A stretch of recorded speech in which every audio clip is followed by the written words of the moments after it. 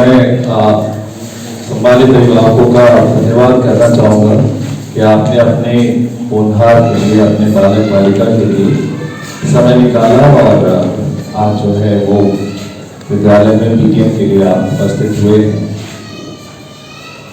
कुछ चीजें हैं जो मुझे आपको बतानी है और कुछ चीजें हैं जो इनके मायने और इनकी मीनिंग जो है वो समय अनुसार बदल गए हैं, लेकिन शायद हमको उस चीज को समझना होगा। सबसे पहले अगर आप इस पेपर में ध्यान दें तो इसमें लिखा है कि बोर्ड परीक्षा महत्वपूर्ण है, लेकिन यह जीवन का सबसे महत्वपूर्ण लक्ष्य नहीं है। राइट, इस लाइन को थोड़ा समझ लें क्योंकि कॉन्टेक्स्ट चेंज हो चुका है।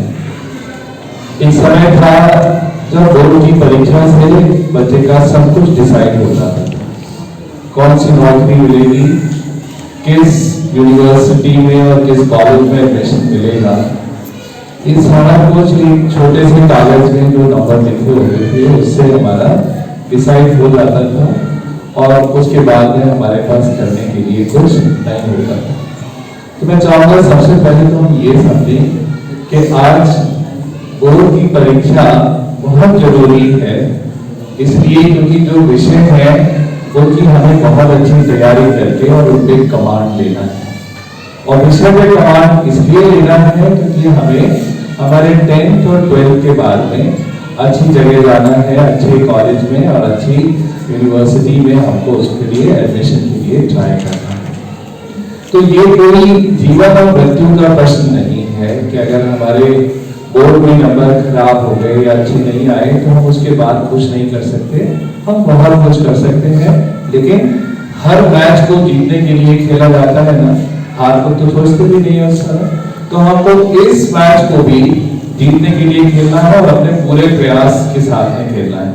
लेकिन जैसे मैच में अगर हमारी हार होती है तो हम रोते नहीं है ना, तो वैसे ही अगर हमारे पास में बोर्ड में हमने बहुत प्रयास किया जो हमारे हाथ में है और अब हमारे अच्छे नंबर नहीं आए तो हमें उस पर हतोत्साहित नहीं होना है, हमें उस पर दुखी नहीं होना है। जिंदगी बहुत बड़ी है और हमारे बहुत सारे ऑप्शन हैं, हम अपनी लाइफ में बहुत अच्छा कुछ ना कुछ तो हम कर ही लेंगे। पहली बात तो बच्चे ये समझ लें, अगर बोर्ड की परीक्षा जिंदगी का सबसे महत्वपूर्ण लक्ष्य नहीं है, ये वर्कशॉप किस लिए है?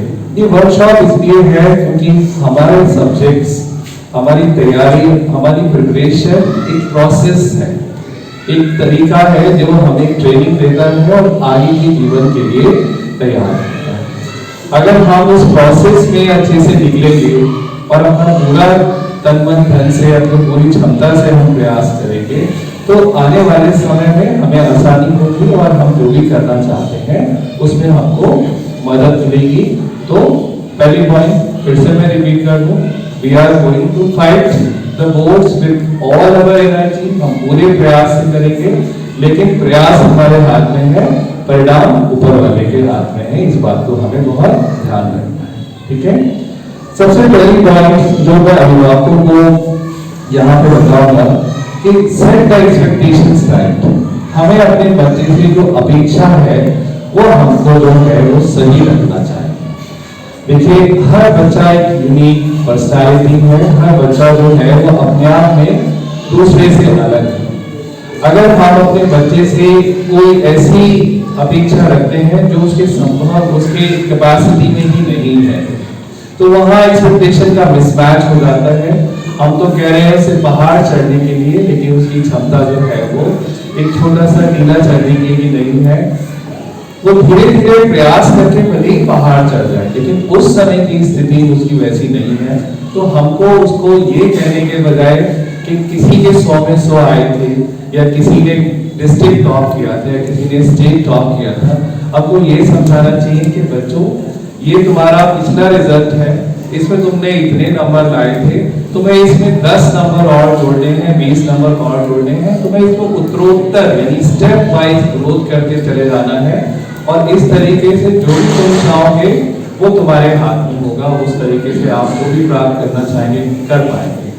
जब हम बच्चों के सामने बहुत अनरियलिस्टिक गोल रख देते हैं तो बच्चे भी फिर हिम्मत हार के अपने हथियार डाल देते हैं, फिर उसके लिए ट्राई नहीं करते हैं। अगर बच्चे को हमें किसी चीज से कंपेयर करना है तो उसको हमें उसके खुद से कंपेयर करना चाहिए, उसका जो प्रीवियस परफॉर्मेंस है उसमें कैसे उसमें बढ़ोतरी हो उसके लिए हमको प्रयास करना चाहिए। हमें किसी और बच्चे से कंपेयर नहीं करना चाहिए, राइट। एग्जाम्पल्स बहुत सारे हो सकते हैं, बट आई थिंक मेरा जो कहना चाह रहा हूँ वो आप लोग अब सभी अभिभावक इस बात को समझेंगे कि हमें किसी भी बच्चे को दूसरे बच्चे से कंपेयर नहीं करना चाहिए और इससे बच्चे बहुत हतोत्साहित होते हैं। दूसरी बात जो मैं रखना चाहता हूँ वो है पावर ऑफ रूटीन। एक नियमित दिनचर्या जो है वो सफलता का पहली सीढ़ी है, पहला उसका स्टेप है। उसमें देखिए आप जो काम करते हैं रोज उसको करने के लिए आपको सोचना भी नहीं पड़ता है, लेकिन जब कोई नया काम करते हैं तो उसमें बहुत सारी एनर्जी लगती है और बहुत सारा आपको सोचना पड़ता है और 1 या 2 दिन करने के बाद में आप उस चीज को छोड़ देते हैं।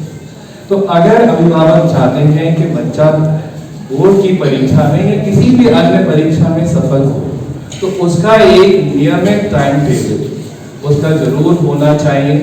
टाइम टेबल बच्चे की मर्जी के हिसाब से बनना चाहिए, अभिभावक की उसमें सलाह रहनी चाहिए और एक बार जब बच्चा अपनी मर्जी से उस टाइम टेबल को बना ले, मैम आ गया चाहिए, राइट। तो उसको जो है टाइम टेबल को फॉलो करवाने में, राइट, अभिभावकों को अपना पूरा प्रयास करना चाहिए। क्यों? क्योंकि देखिए बच्चा एक पुरानी आदत से जो है उसका लाइफ चला आ रहा है और आप कुछ नई आदत उसकी पढ़वाना चाहते हैं, तो उसमें हो सकता है कि उसका उत्साह पहले दिन जो है, दूसरे दिन जो है, वो तीसरे दिन ना हो। लेकिन आप मैच्योर हैं, आपको मालूम है बच्चे के लिए क्या अच्छा है, तो आपको उसके अंदर उसको मदद करनी होगी। और एक बार बच्चे का वो रूटीन बन गया, फिर आप कब पीछे हट जाएंगे और बच्चा कब अपना आप चलता चला जाएगा, आपको उसकी जरूरत भी नहीं होगी। इस चीज को हम इस तरीके से समझ लेते हैं कि आपके बच्चे ने साइकिल चलाना सीखा, तो ज्यादातर पापा लोग साइकिल सिखाते हैं, मम्मी नहीं सिखाते, हो सकता है मम्मी भी सिखाती है। तो उसमें पापा साइकिल को पीछे से पकड़ लेते हैं, बच्चा जो है पैडल मारता है, धीरे धीरे करके जो है जब बच्चे को कॉन्फिडेंस आने लगता है तो पापा कब साइकिल छोड़ देते हैं और कब बच्चा जो है वो अपने आप साइकिल चलाना शुरू कर देता है, अपने आप साइकिल चलाता रहता है और पापा की तरफ फिर पीछे मुड़ के भी नहीं देखता है और अपनी साइकिल लेके वो आगे निकल जाता है। अब सोचिए अगर पीछे से नहीं पकड़ा होता तो वो साइकिल चलाने में हो सकता है पहली बार में गिर जाए और उसको डिस्करेजमेंट हो जाए, उसका उत्साह चला जाए। तो शुरू में उसको सपोर्ट करना बहुत जरूरी है उसकी अच्छा रूटीन डेवलप करने के लिए। अच्छे रूटीन को थोड़ा सा समझ लेते हैं। अच्छा रूटीन का मतलब ये है कि बच्चे के पास में अपना स्कूल और अगर वो ट्यूशन भी जाता है तो वो सब हटा के उसके पास कम से कम 3-4 घंटे का टाइम उसके पास सेल्फ स्टडी का होना चाहिए। देखिए आज एग्जाम का पैटर्न चेंज हो गया है, हमने और आपने जो रट के एग्जाम दिए, आज रटने वाले एग्जाम नहीं आते हैं। सीबीएसई कहती है नई शिक्षा प्रणाली में ये है कि बच्चे का थिंकिंग स्किल होना चाहिए, उसका कॉम्प्रहेंशन, उसको पढ़ के समझ में आने का होना चाहिए, उसका क्रिटिकल थिंकिंग स्किल्स होना चाहिए, तभी जो है वो परीक्षा में अच्छे परिणाम, अच्छे अंक आ सकते हैं। तो वो सारी चीजें ना तो क्लास में टीचर के समझाने से आती है, मैं सच बता रहा हूँ आपको, और ना ही ट्यूशन मास्टर के नोट्स देने से आती है। ये चीजें अभ्यास करने से आती है। जैसे किसी को अपनी मसल्स बनानी है ना, तो इंस्ट्रक्टर अगर बोल देगा कि डंबल को 25 बार उठाना है तो मसल बन जाएगी क्या? उसको तो जब ही बनेगी जब वो डंबल को 25 बार अपने हाथ से उठाएगा और रोज करेगा, तब जाके उसकी ट्रेनिंग कंप्लीट होगी। तो वैसे ही ये सारी स्किल्स जो है जब भी आती हैं जब बच्चे सेल्फ स्टडी के लिए टेबल पे बैठते हैं और अपने पास पेपर, अपने क्वेश्चन बैंक, अपने अलग अलग तरीके की चीजें सॉल्व करते हैं। हर क्वेश्चन माइंड को चैलेंज करता है, उसको वो नहीं कर पाते और प्रयास करते हैं और अंत में वो अपने टीचर से भी पूछ सकते हैं, कुछ भी कर सकते हैं। लेकिन ये पूरा प्रोसेस बहुत इंपॉर्टेंट है अगर इस प्रोसेस से बच्चा नहीं निकलता है तो वो क्वेश्चन पेपर को देख के जो कुछ क्वेश्चन उसने याद किए होते हैं वो तो वो कर पाता है, और जिसमें समझने का और स्किल का जो रोल होता है वो बच्चा उसको नहीं कर पाता है। तो अगर आपके बच्चे का रूटीन इस तरीके का है कि वो स्कूल और ट्यूशन के बाद में सो जाता है खाना खा के, और उसके पास में सेल्फ स्टडी का टाइम नहीं है, तो इसमें उसको करेक्शन की बहुत सख्त जरूरत है। उसका रूटीन सही कराया जा सकता है। 6-6.5 घंटे की नींद शुरू में हो सकता है तकलीफ आए, लेकिन इतनी अगर अभ्यास कर लें तो 6.5 घंटे की नींद पर्याप्त होती है। डॉक्टर लोग 7-8 घंटे की भी कहते हैं, बट अगर कोशिश करें तो 6.5 घंटे की नींद से बच्चे अपना रूटीन अच्छे से सेट करके अपनी सेल्फ स्टडी का टाइम जो है वो निकाल सकते हैं। तो रूटीन डेवलप करने में पेरेंट का बहुत बड़ा रोल है, चाय देने में बहुत बड़ा रोल है। आपको खुद अलार्म की तरह काम करना पड़ेगा, कब बच्चे को टेबल पे बैठना है, कब खड़ा होना है, कब बात करना है, ये सारी चीजें आपको रिमाइंड करनी होंगी। और अच्छी बात ये है कि ये आपको बहुत दिनों तक नहीं करना। शुरू के अगर आपने 10-15 दिन आपने सपोर्ट कर दिया, आप पीछे हट जाएंगे, बच्चा आपका अपना रूटीन खुद फॉलो करेगा। अगली चीज जो है वो है एनवायरनमेंट एट होम। हमारे घर का वातावरण कैसा है? देखिए बहुत आसान होता है, हम बच्चों से ये तो टारगेट रख देते हैं कि तुम्हें इतने नंबर लाने हैं, ऐसा करना है। दूसरों को ज्ञान हम बहुत आराम से देते हैं, लेकिन जरा छोटा सा सेक्रीफाइस अगर अभिभावकों को करना पड़ता है तो उससे अभिभावक पीछे हट जाते हैं। कौन से सेक्रीफाइस की मैं बात कर रहा हूँ? आपका कोई सामाजिक आयोजन है, शादी है, या किसी की पार्टी पे जाना है, कहीं जाना है, राइट? क्या आपने कभी उसका सेक्रीफाइस किया कि बेटा ये शादी है, या तो मैं नहीं जाऊंगी या नहीं जाऊंगा, राइट? या मैं जा रही हूँ जल्दी से आ जाऊंगी, तुम घर पे पढ़ाई करना। हम लोग कहते क्या है, नहीं नहीं इस रिश्तेदार की शादी है, तुम्हें चलना जरूरी है, 3 दिन के लिए जा रही हूँ मैं, 4 दिन के लिए जा रहा हूँ मैं, राइट? और बच्चे को लेके जाते हैं और उसका रूटीन जो है वहां पे चेंज कर रहा है। हम अपने घर में, क्योंकि हम सभी मध्यम वर्ग से आते हैं, बहुत बड़े घर हमारे नहीं होते, एक भी अगर कोई बाहर से हमारे मिलने वाला आ जाता है तो सबसे पहले अगर डिस्टर्बेंस होता है तो वो हमारे बच्चे के रूटीन की होता है। रूटीन की बात को आप ध्यान से समझिए। बच्चा अगर 2 मिनट के लिए टेबल से खड़ा होकर पापा को पानी देने के लिए भी गया तो आप मान लीजिए आधा घंटे से पहले टेबल पे नहीं आएगा वापस, यानी हमने खुद ही उसका रूटीन खराब कर दिया। अब मैं ये नहीं कह रहा हूँ कि बच्चे घर का काम नहीं करें। अगर आपको उनसे घर का काम करवाना है, बर्तन भी मनवाने हैं, तो वो उनके टाइम टेबल में डालिए कि बेटा इस टाइम पे तुम्हें ये वाला घर का काम करना है, साफ सफाई करवानी है, ये करना है। लेकिन जो उसका टाइम टेबल है उसमें उसको कॉल नहीं करें, उसको टेबल छोड़ने के लिए नहीं कहें। अगर वो टेबल छोड़े तो आप है ना उसको वापस करने के लिए। तो ऐसा नहीं है कि आपसे सेक्रीफाइस नहीं चाहिए। आप अगर समझेंगे बात को तो बच्चे को लगेगा जो मैं कर रहा हूँ वो इतना इंपॉर्टेंट है कि देखो मेरे मम्मी पापा मेरे लिए इतना कर रहे हैं, केवल मुझे ही ज्ञान नहीं दे रहे हैं, उनके बस में भी जो है वो काम वो करते हैं, राइट? बच्चे मुस्कुरा रहे होंगे क्योंकि पापा लोग पानी मंगाते हैं, मम्मी लोग पता नहीं क्या क्या करवाती है। सब जरूरी है बेटा, लेकिन सब अगर हम समय के अनुसार टाइम टेबल के अनुसार करें तो बहुत जरूरी है। अगला है बी सपोर्टिव, राइट? हम अपने बच्चे को नैग नहीं करें। हम लोग जरा से दुखी होते हैं और तुरंत बच्चों को ताने देने पे आता है, राइट? ताने देने से क्या होता है, देखिए कोई भी काम नहीं करता, राइट? अगर मैं अपने टीचर्स को नैग करूंगा वो काम नहीं करेंगे, हस्बैंड वाइफ को नैग करेंगी तो हस्बैंड को अच्छा नहीं लगेगा, और उल्टा भी हो तो नहीं होगा। लेकिन बच्चों को हम ये समझते हैं कि कम समझदार हैं, इनका माइंड उतना डेवलप नहीं है, जबकि एक फर्स्ट स्टैंडर्ड के बच्चे को भी नैगिंग पसंद नहीं होती कि उसको किसी से कोई कंपेयर करे, उसको ताना मारे।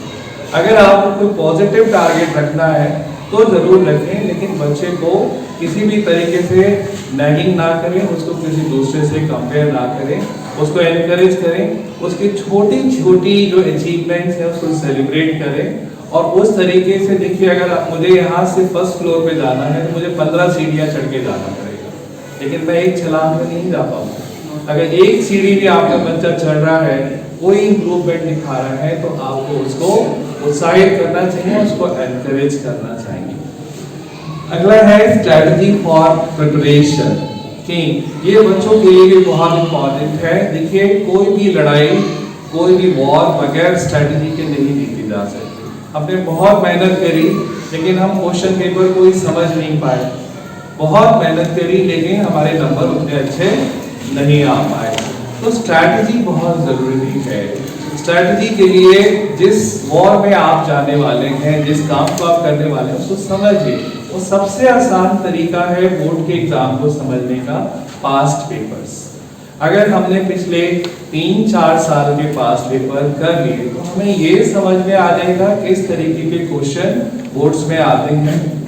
तो हमको पास्ट पेपर करना बहुत जरूरी है। हर साल सीबीएसई एग्जाम्पल पेपर जो है देती है, इस साल भी दिया है, पिछले साल भी दिया था, तो हम 2-3 साल के सैंपल पेपर भी कर लें। उसके अलावा बहुत अच्छे अच्छे क्वेश्चन बैंक आते हैं, हम क्वेश्चन बैंक भी ट्राई कर लें। हम एनसीईआरटी की एक एक लाइन को इतनी बार पढ़ लें कि हमारे पास में कुछ बचा ही ना रहे। और यहाँ मैं अंडरलाइन करना चाहता हूँ, पेरेंट्स भी समझें और बच्चे भी, कि एनसीईआरटी के बाहर कुछ भी नहीं आता है। आप अपने बच्चे को लाड़ प्यार में कोई बाहर की बुक ला के देते हैं, उससे उसका भला नहीं होता। खरीदना है तो क्वेश्चन बैंक लीजिए, लेकिन टेक्स्ट बुक केवल एनसीईआरटी ही सफिशिएंट है 100 में 100 नंबर लाने के लिए। इससे ज्यादा तो किसी को चाहिए भी नहीं होते हैं, राइट। तो अच्छे से स्ट्रेटजी बनाएं। मॉक टेस्ट की जहां बात है, जिस टाइम पे आपका बोर्ड का एग्जाम होता है, अगर उस टाइम पे बैठ के आप मॉक टेस्ट देंगे, आप अपने घर पे मान लेंगे मैं बोर्ड के एग्जामिनेशन हॉल में बैठा हूँ, क्वेश्चन पेपर लें, एक ब्लैंक आंसर शीट्स लें, उसको सॉल्व करना आप शुरू करें। उसी टाइम पे आप बार बार अपने आप को ट्रेन करें। उससे आपकी ऐसी आदत पड़ जाएगी कि जब आप बोर्ड के एग्जाम देने के लिए जाएंगे तो आपको लगेगा ही नहीं कि आप बोर्ड के एग्जामिनेशन हॉल में बैठे, क्योंकि आपका पूरा बायोलॉजिकल क्लॉक, आपकी घड़ी सब उसी के हिसाब से सेट हो जाती है। तो इसलिए जो है उसको मॉक टेस्ट का देना बहुत जरूरी है उसमें। नेक्स्ट है सेलिब्रेट इंप्रूवमेंट। मैं पहले ही कहा कि बच्चे जैसे भी करें, जरा भी अच्छा करें, उनको एनकरेज करें और जेन्युइन एनकरेजमेंट दें, झूठा एनकरेजमेंट ना दें। झूठे एनकरेजमेंट से सामने वाले को समझ में आ जाता है कि बिना बात में ये मुझे पानी चढ़ा रहे हैं, मैंने तो कुछ किया भी नहीं, और अगले एनकरेजमेंट को आप पे ध्यान नहीं देता है। तो अच्छा जेन्युइन इंप्रूवमेंट पे आप उसको जरूर अप्रिशिएट करें। नेक्स्ट है डे ऑफ एग्जाम। देखिए, कैसा लगेगा कि पूरे 2 साल तैयारी करी और जिस दिन एग्जाम है हम ये कंफ्यूज हो गए कि हमारा किस सब्जेक्ट का एग्जाम। आप सोचोगे कि ये पॉसिबिलिटी नहीं, लेकिन बच्चों मुझे हो गए 22-23 साल बोर्ड्स के एग्जाम्स को देखते देखते। हर साल एक आध बच्चा ऐसा निकलता है जिसे घर पे फोन करके मुझे जगा के एग्जामिनेशन हॉल में बुलाना पड़ता है। एक आध हर साल होता है, राइट। उसको ये नहीं कंफ्यूजन हो जाता है कि एग्जाम आज है या कल। तो पेरेंट की जो डेट शीट हम आपको दे रहे हैं आज, ये बच्चे के लिए पास तो है ही है, ये अपने पास भी रखें। एग्जामिनेशन से पहले आप उस बच्चे को याद दिलाएं कि इस तारीख को ये वाला एग्जाम है। ये ना मान लें कि बच्चे को मालूम है। आप अपना काम करें और बच्चे को अपना काम करने दें। ये रिमाइंडर देना पेरेंट का बहुत इंपॉर्टेंट रोल है उनका, कि किस सब्जेक्ट का एग्जाम है, कितने बजे है। दूसरा चीज ये कि एग्जामिनेशन हॉल पे बिफोर टाइम पहुंचे। बिफोर टाइम पहुंचने से आप वहां पे पहुंच के अपने आप को शांत कर सकते हैं, अपना मन आप सही कर सकते हैं। आप भागते हुए एग्जामिनेशन हॉल में घुसे और 15-20 मिनट तक तो आपका दिल भी इतनी तेज धड़कता रहेगा कि क्वेश्चन पेपर सामने भी रखो तो आपको कुछ समझ नहीं आएगा। अच्छा हो कि समय से पहले पहुंचे, किसी से वहां बात नहीं करें, कोई क्वेश्चन पूछे हमें आता ही नहीं है, ना किसी की हेल्प करने का कोशिश करें, बिल्कुल चुप रहें, सीधे अपने एग्जामिनेशन हॉल में जाएं और अपना क्वेश्चन पेपर आंसर शीट लें और अच्छे से उसको सॉल्व करें। बिफोर टाइम पहुंचना बहुत जरूरी है। नया एग्जामिनेशन सेंटर है तो और 1.5 घंटा पहले जाएं, क्या पता रास्ते में क्या ट्रैफिक का प्रॉब्लम हो जाए। जैसे जैसे आपका रूटीन हो जाएगा, आदत हो जाएगी, आपका टाइम अपने आप सेट हो जाएगा। बट पहले एग्जाम में तो बहुत जल्दी जाना जरूरी है। उस दिन जिस दिन एग्जाम है आपको बच्चे उचित नाश्ता करके जाएं। खाली पेट जाएंगे तो आपको एसिडिटी होगी, स्टमक में बर्निंग होता रहेगा, और बहुत ज़्यादा खाएंगे तो एग्जामिनेशन हॉल में जाके सो जाए। तो उचित नाश्ते में क्या होता है ये आप लोग आराम से गूगल कर लें, जिन लोगों ने परीक्षा देते रहते हैं उनसे समझ लें, लेकिन भरे पेट से खाना नहीं, भरे पेट से एग्जाम में नहीं जाए और खाली पेट से भी एग्जाम में नहीं जाए। उसके अंदर एडमिट कार्ड, आप विश्वास करिए हर साल एडमिट कार्ड जो है किसी ना किसी बच्चे का रह जाता है, और टीचर जो वहाँ होता है वो अपना पास से एडमिट कार्ड देके किसी तरीके से फोन करके व्यवस्था करके वो बच्चे का एडमिट कार्ड जो है अंदर भिजवाता है, राइट। तो ये काम अगर पेरेंट अपने हाथ में ले लें कि बेटा एडमिट कार्ड ले लिया है नहीं ले लिया, pen, pencil, eraser, scale, sketch pen, ये सब कुछ सही से है या नहीं है, तो ये चीज जो है बच्चे इससे फ्री हो सकते हैं और अच्छे से काम कर सकते हैं उसमें। स्कूल यूनिफॉर्म बहुत जरूरी है। अगर आप स्कूल यूनिफॉर्म में नहीं होंगे आपको एग्जामिनेशन सेंटर में घुसने नहीं दिया जाएगा। स्कूल यूनिफॉर्म और आपका आईडी कार्ड लाइनअप के समय ही चेक होता है, अदरवाइज आप कहेंगे मैं इस स्कूल का हूँ वो मानेंगे नहीं, राइट। तो विदाउट स्कूल यूनिफॉर्म पॉसिबल नहीं है, राइट। तो you have to go in a nice uniform. बच्चों आप अपने आप को प्रेजेंट कर रहे हैं, अपने स्कूल को रिप्रेजेंट कर रहे हैं, तो बेस्ट यूनिफॉर्म में जाना चाहिए, वेल आयरन, वेल क्लीन, बहुत अच्छी यूनिफॉर्म में आपको जाना चाहिए। लास्ट है but not the least, use of social media, screen time and phone call, right.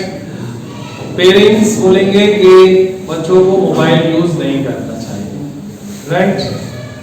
बच्चे कहेंगे कि आपको मोबाइल फोन चाहिए। अब इसमें बीच का रास्ता निकाल लें तो ज्यादा बेटर रहेगा, राइट। आपको बच्चों से ही बिठा के बात करना होगा।